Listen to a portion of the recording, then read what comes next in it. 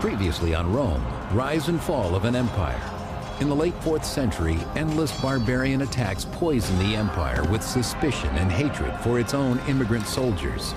The half-barbarian, half-Roman general Stilicho is not the last to be sacrificed.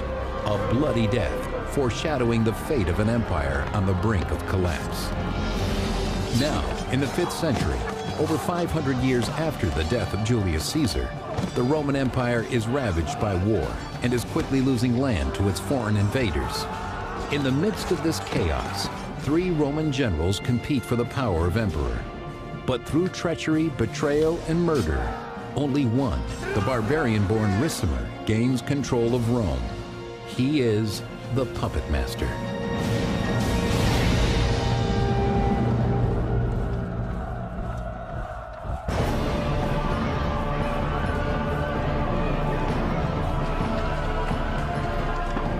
In 455 AD, the ancient city of Rome, once a pinnacle of civilization, is sacked by a violent tribe of Vandal barbarians.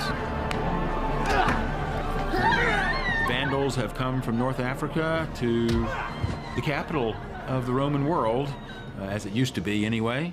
The Romans are shocked and terrified that barbarians could come to their ancient cultural center and literally take anything that they wanted.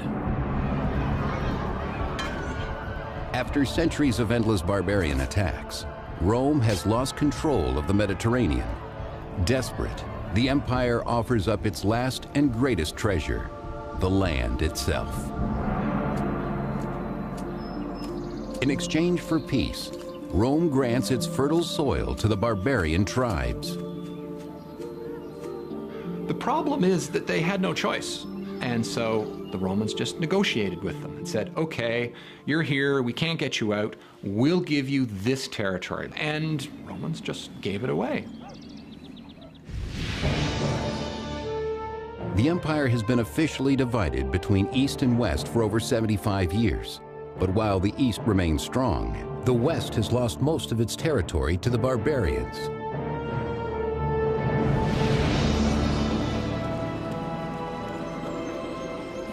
As it barters away its land, the empire receives barbarian soldiers in return. But the plan only backfires. The emperors made a deal with the devil, so to speak, because when the emperors gave land to the barbarians, they were giving away whatever tax revenues might come to the imperial treasury from those lands. The more you gave away, the poorer you got. The poorer you got as Roman emperor, the more land you needed to give away, and it was a deadly downward spiral for the strength of the Roman Empire.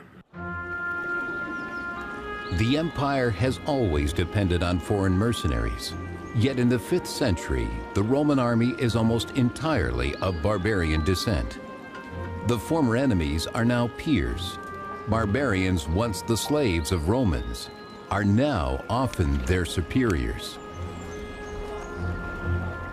All these men are saying, hey, my parents may have been a barbarian, but I'm not. I'm a general in the Roman army. And they're competing for the honor attached to leadership. Age-old ethnic tensions divide the army, pitting soldier against soldier, Roman against barbarian. But in 456 AD, one ambitious general is determined to maintain order, though he himself is a barbarian. His name is Ricimer. Ricimer's career followed a path that was quite normal for barbarian nobles. He was from a minor branch of the Gothic royal family. He had no real prospect of winning power in his home society, and so he sought service as an officer in the Roman army, where he did very well for himself. Now Ricimer devises a plan to gain even more power in the Western Empire. He will lead his army against Rome's greatest foe, the Vandals. The problem is, to all intents and purposes, there is no such thing as the Roman army at this time. A commander, whoever he happens to be, sees a threat, then has to raise the army however he can, If he has money, then move that army to the location and fight. Ricimer marches to Agrigentum in modern-day Sicily to confront the Vandal forces sailing from their stronghold of Carthage. In Sicily, the Vandal warriors come down hard on Ricimer and his army. The Vandals know their enemy, and they know the terrain. Sicily and southern Italy were like the Vandals' ATM. Every spring they'd get in their ships and row over and make a very violent withdrawal, and then go home. And the Roman security cameras couldn't do anything about it. Ricimer leads his troops against the great onslaught of barbarians. Yet despite his own military training, his army of mercenary soldiers is at a disadvantage. The Roman army, by the middle of the 5th century, is no longer the army that it had been 100 years before. For one thing, it's considerably smaller. For another, it's less well armed. And it's certainly less disciplined. Consequently, there just doesn't seem to be any, there's no evidence that there's any kind of training or tactics or whatever. It's simply this great whack of Germans is then sent off against that great whack of Germans, and they just keep killing one another until either it gets dark or somebody gives up or somebody runs away, or whatever the case may be. Though the skill and discipline of Roman formation has been lost for decades, the Vandals are unable to break Ricimer's men.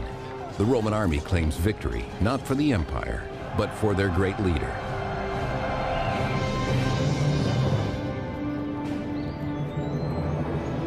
The battle-weary Ricimer returns home a hero, but he's not the only general seeking his fame and fortune in Rome. Two old friends from his youth are equally ambitious: Majorian and Aegidius.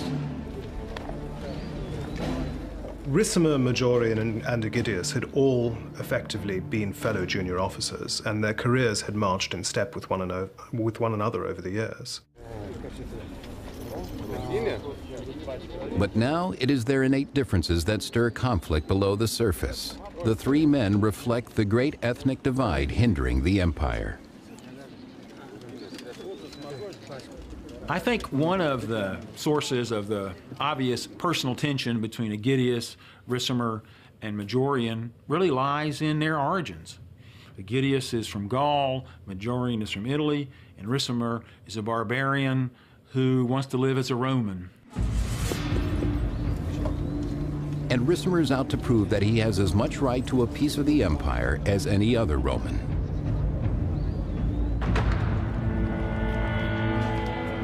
But the competition for absolute power in Rome is not limited to Ricimer, Majorian, and Aegidius. They must now swear allegiance to a new emperor, Avitus, whose tenuous claim to the throne rests only on his formidable barbarian entourage.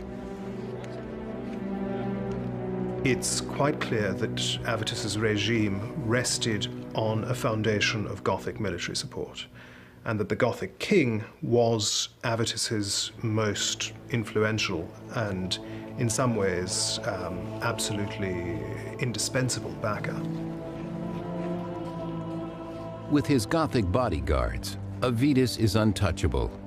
Ricimer and his friends can do nothing but take their orders and wait, while the old figurehead enjoys the luxury of power, neglecting the true problems of the empire. In North Africa, Rome's grain supply has been seized by the barbarian Vandals. North Africa was the breadbasket of the empire, producing grain, the staple of most people's diets, and olive oil, equally important for the fat in people's diets and for a million other uses. Without the precious grain, famine grips what's left of the empire's provinces. In Rome, the poor must steal what they can to survive. Gone are the security and comfort of Rome's heyday, replaced now by despair and turmoil. So everything is topsy-turvy. There's no stability, there's no sort of knowledge of what's going to happen in the future. Everything is uncertain.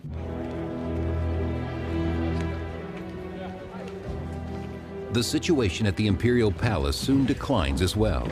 Angry and impatient, Emperor Avitus's Visigoth soldiers demand payment for their services. Avitus is desperate.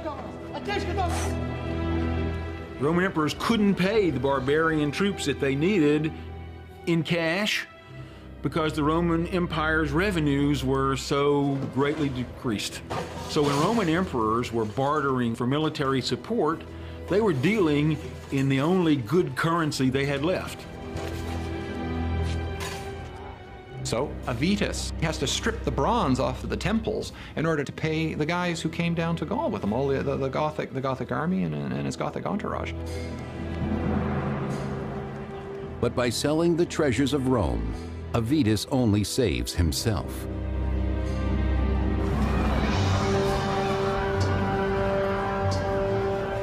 He leaves Italy in the poorhouse. Hungry and hopeless, the Romans riot in the streets, demanding that Avitus banish his Gothic troops from Rome.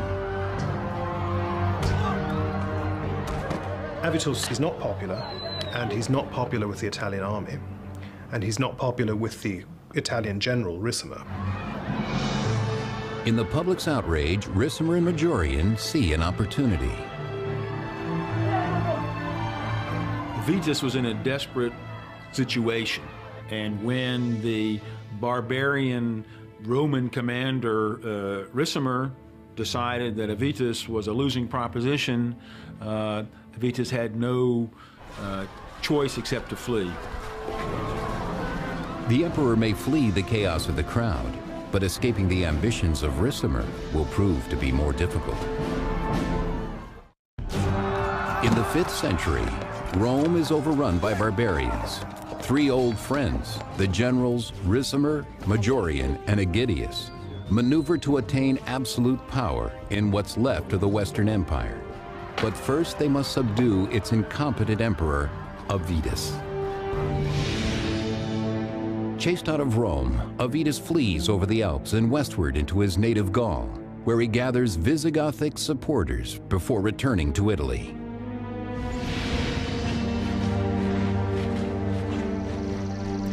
With the support of his fellow Gauls, Avitus hopes to easily regain the throne.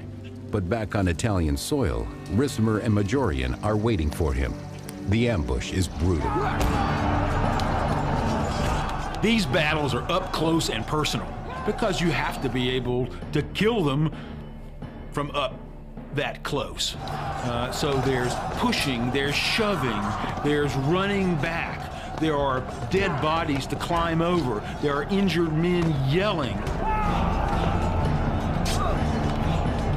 In the bloodbath, the army of Avitus is annihilated. But in a surprising turn, Ricimer spares the emperor's life on the battlefield.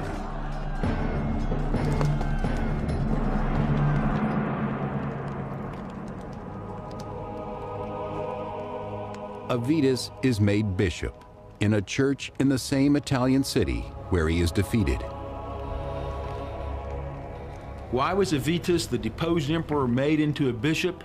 So that he would no longer have any military connections or any military power, and so that Ricimer, who deposed him, could say, I didn't slaughter a legitimate Roman emperor.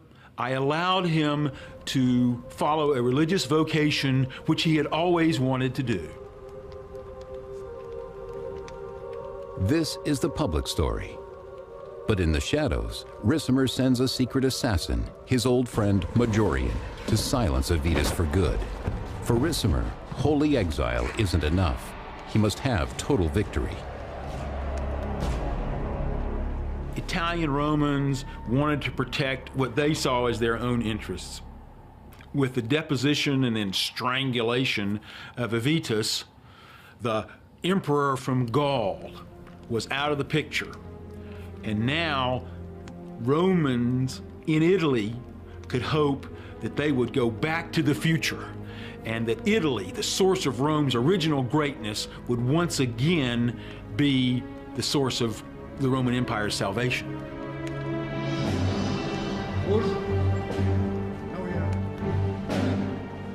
With the Emperor Avitus finally gone, Italy celebrates. But the mastermind behind Avitus's death has no plans of proclaiming himself as a replacement. Ricimer himself will have realized that he could never survive as emperor. It would have been unacceptable for a barbarian warlord with indeed royal connections to barbarian royal houses to assume the Roman throne. No barbarian leader really contemplated it seriously.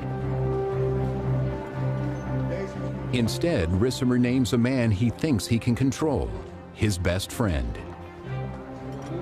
Majorian, the man whom Ricimer decided to make emperor instead of himself, was an Italian. Ricimer had gauged the sense of especially the Roman upper class in Italy. The Roman upper class in Italy wanted an Italian emperor. Ricimer decided he'd be the power behind the throne and make Majorian, that good Italian, into the Roman emperor. Like the Wizard of Oz, however, behind the curtain, Ricimer was going to pull the strings, or so Ricimer thought. With the new regime, the three old friends enjoy the spoils of power. Ricimer is named Master of Soldiers in Italy, and Aegidius is sent on assignment to his native Gaul. Aegidius is reasonably successful. We have a number of sources that say very positive things about him, both as a commander as an individual. So he seems to have been a very charismatic and successful military commander.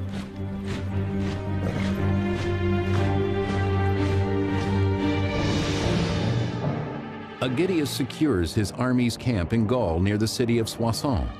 But with the Franks to the north, the Visigoths to the west, and the Burgundians to the east, he is trapped in a sea of barbarians.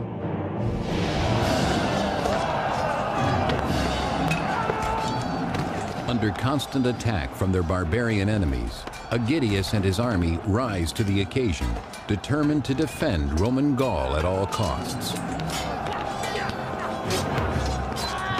Aegidius was a Roman from Gaul, from France, who had extensive military and diplomatic experience. And the Roman hope was that he could prevent further, especially Gothic incursions in Gaul and protect what admittedly small part of Gaul was still part of the Roman Empire.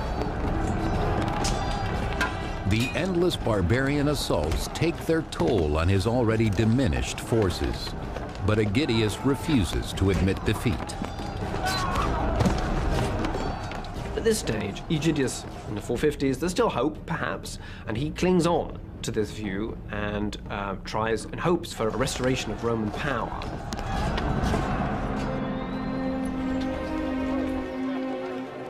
With Aegidius in Gaul, Ricimer expects to wield full power in Italy. But Majorian has other plans. What Ricimer discovers is that Majorian has every intention of being an active Roman emperor rather than the figurehead that he was intended to be. He tried very hard to push Ricimer into the shadows and into the sidelines, and he tried to take command of major military ventures on his own.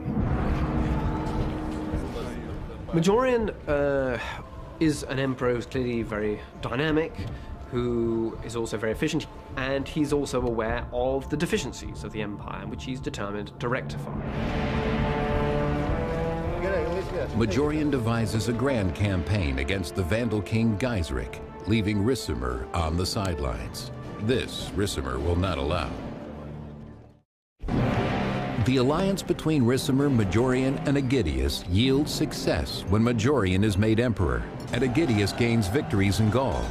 But Ricimer's power as the mastermind is threatened when Majorian strikes out on his own, launching an expedition against Rome's greatest enemy, the Vandals. Majorian leads his troops across the Alps into Gaul and south into Hispania to prepare a naval attack against the Vandals of North Africa.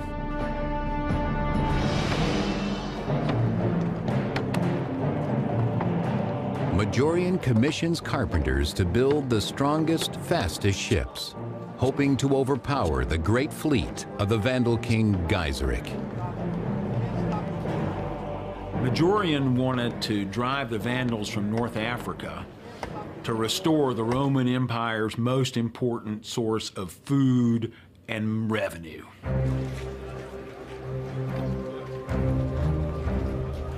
Camped near the Mediterranean coast, Majorian takes every precaution for his important and expensive mission. Majorian is, by all the evidence we have, careful. He sends scouting forces across the Straits of Gibraltar, tests the waters, if you will, of local support for a landing, because it's going to be a landing operation.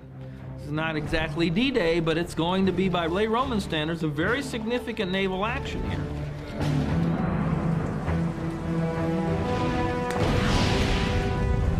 But in the night, disaster strikes, despite all of Majorian's efforts.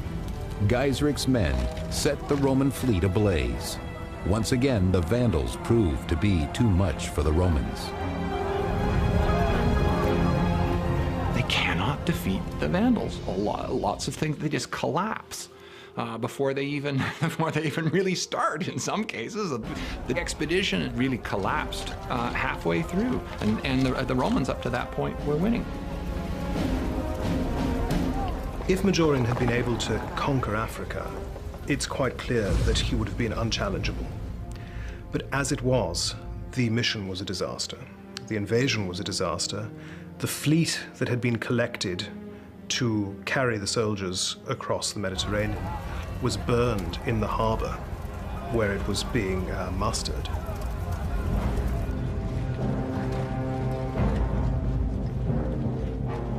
Majorian returns to Italy, dejected, his great plan to recapture North Africa ruined. This is a humiliating act in part of Majorian. The way Roman concepts of power and honor worked, this emperor, the last one who really had the capacity to lead men into battle and thereby achieve the image of manliness, is humiliated.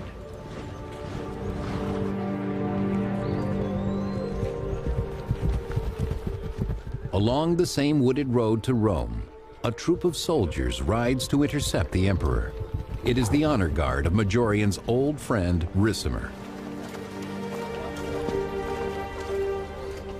Majorian was the first military emperor that Rome had had in years and years and years.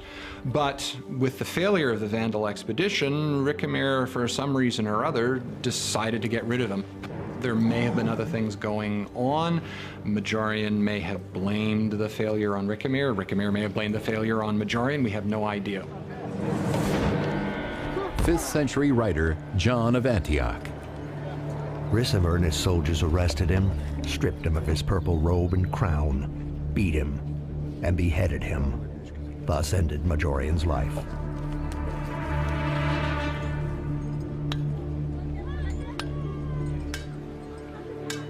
A messenger carrying news of Majorian's murder makes his way slowly to the far-off Roman outpost of Soissons, Gaul, where Aegidius is stationed. It is very bad news for the general. The only response that Aegidius is likely to have had is that he and Majorian and Ricimer were buddies. They had served together for decades. What does this make him? I mean, his legitimacy was his appointment by Majorian, who has now been discredited and killed. I think his future is very uncertain. With Majorian dead, Aegidius no longer sees any point in continuing to cooperate with Ricimer. And so Aegidius simply breaks away. He refuses to recognize Ricimer and Ricimer's new government, and effectively rules his bit of Gaul as an independent kingdom.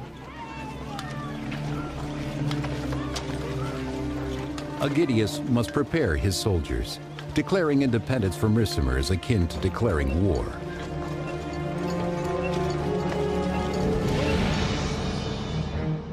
Rejecting Ricimer's rule in Italy, Aegidius considers his kingdom of Soissons the last vestige of the Roman Empire.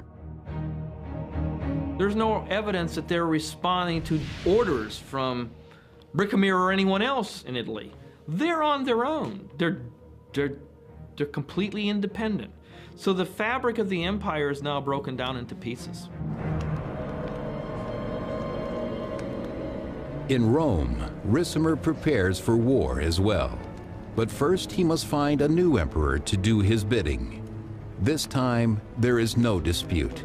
The man he chooses is no more than a puppet, Livius Severus. No one wants to be emperor. It's not a job that anyone needs. The only person who needs an emperor is the generalissimo. He's the guy who needs the emperor. Nobody else needs one. So Ricimer's there, and he needs an emperor. So he's the one who appoints the successor to Majorian, Livius Severus. With the new emperor Severus by his side, Ricimer can do as he pleases, and nothing will please him more than getting rid of Aegidius once and for all.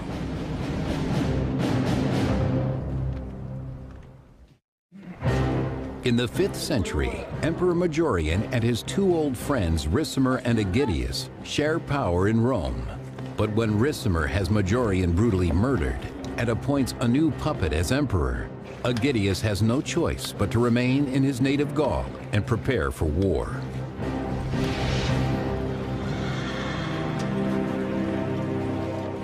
After such a personal betrayal, Aegidius and his men are ready to do battle with Ricimer. The power alliance between the three old friends has been hijacked, and Aegidius is left out in the cold. Maybe he thought he had an understanding that he was a co-player in this game, that there were two generals in charge here, Ricimer and Aegidius. Aegidius found out that he wasn't regarded as a player. He wasn't consulted, and he lost the third part of the triangle. Now he's on his own.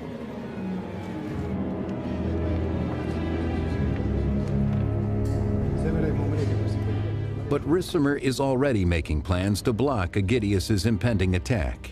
With the new emperor, Severus, under his thumb, Ricimer makes a deal with Rome's one-time enemy, the Goths. Ricimer saw this as a really serious threat, Aegidius's proposed invasion of Italy. So Ricimer did the smart thing. He made an alliance with the Goths, who were in Aegidius's rear. Goths, Aegidius, Italy. Because Ricimer knew if the Goths could put pressure on Aegidius from the back, Aegidius couldn't come to Italy, and that's in fact what happened. Just as he has always done, Ricimer commissions someone else to do his dirty work. Emperor Severus proves to be the perfect puppet for Ricimer, happy to allow the war against Aegidius to unfold. As Aegidius moves his troops south from his kingdom in Soissons, Gaul, he is attacked by Ricimer's army of Goths outside the city of Orléans.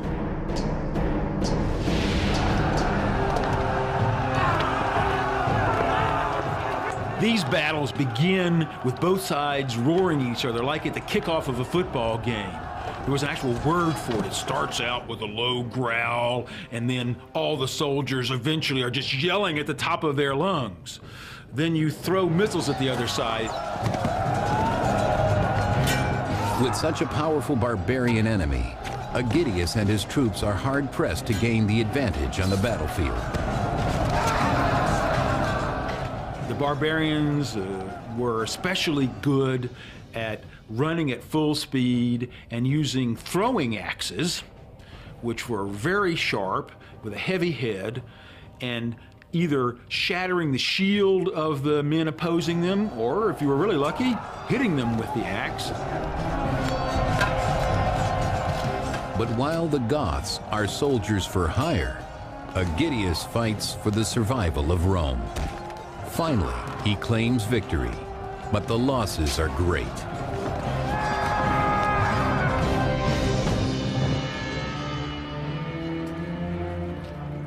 In the field hospitals of Gaul, Aegidius and his men recover from the Gothic attack, but he knows there will be more. Aegidius has his hands full, essentially. These deals that Ricimer cuts with kingdoms in his vicinity obviously mean that he has to deal with these. These are going to be his priority. He's going to be busy in Gaul and not be able to detach any forces to invade Italy. He just simply doesn't have the resources to deal with it. Desperate to vanquish Ricimer's forces in Rome, he turns to an unlikely source for help. Aegidius sends a messenger south to Rome's most menacing enemy, Gaiseric, who, as king of the Vandals, had taken North Africa, the breadbasket of the empire, over 20 years earlier. He sends an envoy to try to strike a deal, and Aegidius must have been very worried about how this deal would be perceived if it got out to be public knowledge. On the one hand, people could see, well, if we can reach a real deal with the Vandals, then we have a real bright future. But on the other hand, what will we have to give up to deal with these people who've taken away the most precious, the richest part of our empire? After traveling through Gaul and Hispania, Aegidius's envoy finally reaches North Africa.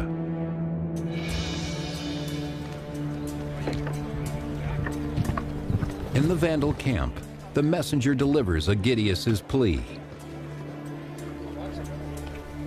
It looks as though Aegidius may have sought to establish some sort of relations with Gaiseric in North Africa from the point of view that they both have a common enemy, that is Ricimer in Italy, and therefore Ricimer could be caught between Gaul and North Africa, a potentially very dangerous position for Ricimer. The barbarian king Gaiseric could be the last best hope for the empire's survival. Surrounded by barbarians in Gaul, Aegidius is unable to drive his army against Ricimer and the puppet emperor Severus. With nowhere else to turn, Aegidius sends a plea for aid to the Vandal king Gaiseric.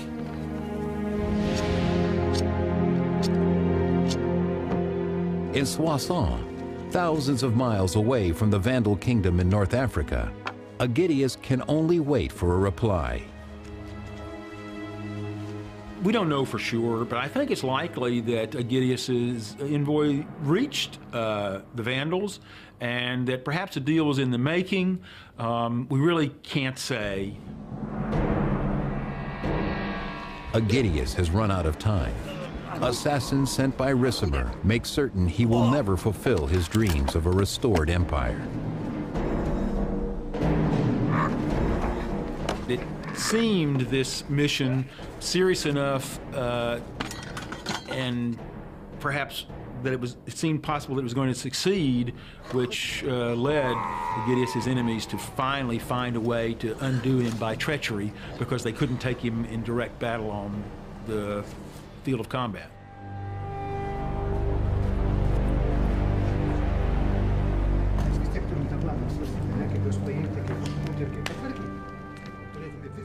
With Aegidius out of the way, Ricimer's hunger for power only increases, and his thirst for blood cuts short the life of his puppet emperor, Severus. Ricimer makes and unmakes, through violence, a series of emperors, trying to find that front man who would allow Ricimer to really be the power without developing ambitions of his own. The problem for Ricimer was that when he put a puppet on the Roman throne, that puppet didn't want to remain a puppet. But now total power is his. Ricimer's ambition and bloodlust seem to know no limits. For 2 years, Ricimer rules Rome without naming an emperor.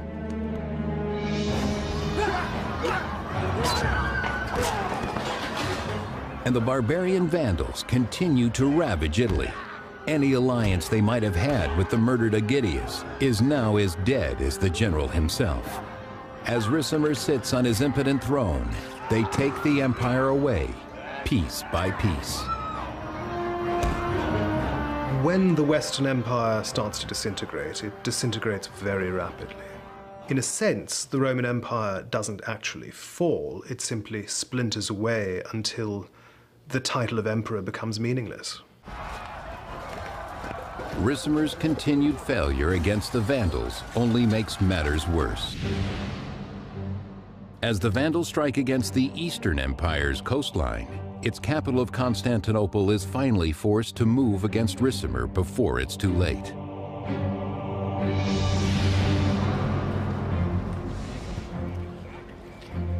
From within his protected palace walls, the Eastern Emperor, Leo, devises a plan to save the troubled Western Empire from Ricimer and the barbarian invaders. But it's at this point that Leo realizes that he has to stop the Vandals, and so what he does is he sends Anthemius. Now, Anthemius was the son-in-law of previous Eastern emperor, and he actually had a better claim to the throne than Leo did. So Leo's kind of killing two birds with one stone here. He gets rid of a potential opponent, as it were, and he provides an emperor for the West, a competent emperor for the West. And Leo has plans for Anthemius's family as well. He sends them all from their home in Constantinople westward to Ricimer's palace in Rome.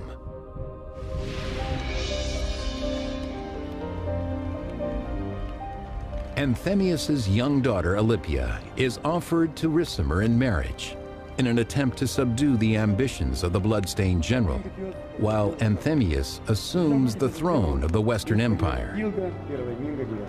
It seems as though the Western government had nothing against this, and Ricimer, who was, as it were, the effective ruler of Italy, welcomed him there and married his daughter, called Alypia. So it looks as though everything was set for a good beginning, and things might have gone very well. Ricimer's assumption that Anthemius will serve simply as another puppet emperor soon proves false. The real problem was Anthemius. Anthemius was sent by the East. Anthemius was acting like an emperor, and it wasn't always, he wasn't always doing what Ricimer wanted.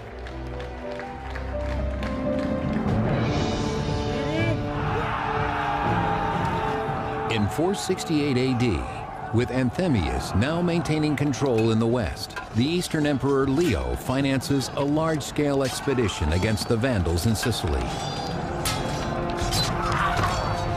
There is no example of the East helping the West militarily unless their own interests were involved. And almost always it involved the Vandals, because the Vandals had this giant port, they had a fleet, and of course this is what prompted the big expedition in 468, because they were now actually able to attack the East anywhere.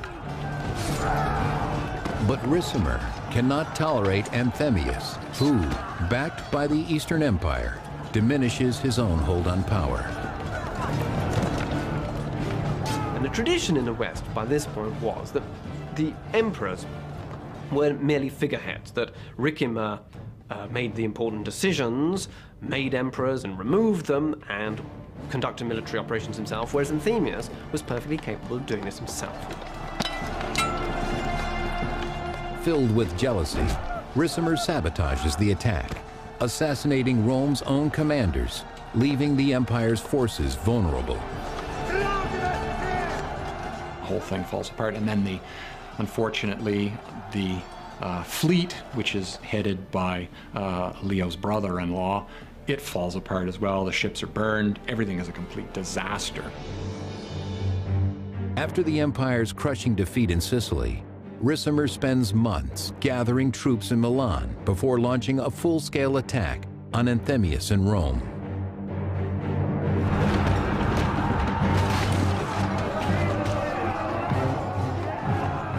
So Ricimer brings in the army, and they besiege Anthemius in Rome for 9 months, until eventually Rome falls. And meanwhile, while the siege is going on, Leo has had envoys sent to him from the west saying, all hell is breaking loose, it's civil war, do something.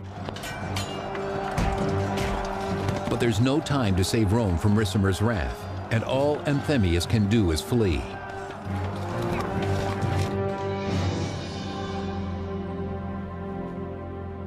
In a familiar scene, the deposed Anthemius seeks sanctuary in a church. Well, we know that the besiegers broke into Rome early in July of 472, and that Anthemius's followers scattered. Anthemius disguised himself as a beggar and was caught probably at the shrine of the martyr Chrysogonus.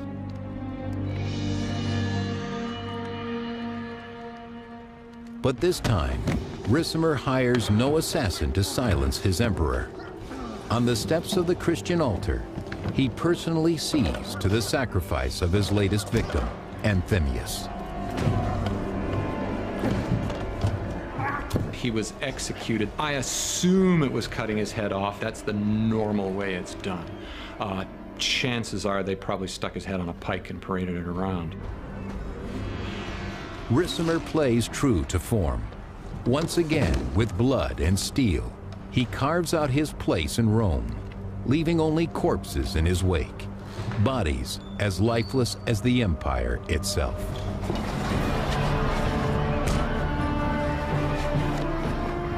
Again, without an emperor, Rome succumbs to anarchy and violence. Barbarians meet little resistance as they raid the towns of Italy. They go out and they sort of rape, loot, and plunder, attack cities and whatever else, and then come back. And this is what people have to face every year. So there's no stability. Ricimer does nothing as the empire self-destructs. He cares only for himself, as always, garnering his power from the empire's weakness. So now there's a peculiar circumstance here. We don't seem to need a real emperor, and it's hard to find a role that's clearly cut out for the commanding officer of the Western armies.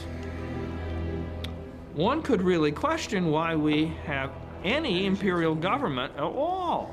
This society is slipping out of the structural system that we had identified with the Roman Empire. Ricimer is a man who has built his career and power on the countless dead bodies of his enemies, both barbarian and Roman. Now he is alone, master of an empire in name only.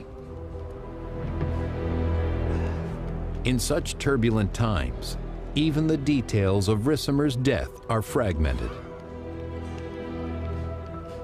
Priscus, the only source, tells us that he died vomiting copious quantities of blood. Haima pleiston.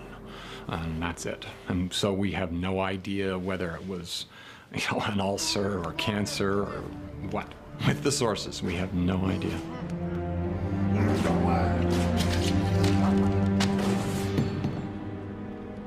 When the puppet master dies, the Western Empire dies with him. By now, barbarian leaders, whether they were Goths or something else, really had the money and the men to decide the fate of the Roman Empire, and that is exactly what happened in the years after the death of Ricimer. Ricimer's struggle to dominate brought nothing but ruin to the empire he hoped to control. Yet in his absence, its future grows even more bleak. Next on Rome, rise and fall of an empire. After serving in the court of Attila the Hun, a Roman diplomat named Orestes makes his way to Italy, intent on saving the crumbling empire. Only one man stands in his way, an ambitious barbarian with his own plans for Rome.